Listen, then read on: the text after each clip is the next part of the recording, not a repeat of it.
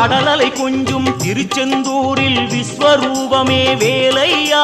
பழமுதி சோலை அறுபடை வீடும் புண்ணிய தரிசனம் முருகையா திருநீர் அணிந்து வரும் போது நெஞ்சில் நிம்மதி பிறக்குது கந்தையா முகனே சிவனார் மகனே உன்னை பாட பாட சுகமாகுதையா வேல் முருகா அரோகரா அரோகரா வேல் முருகா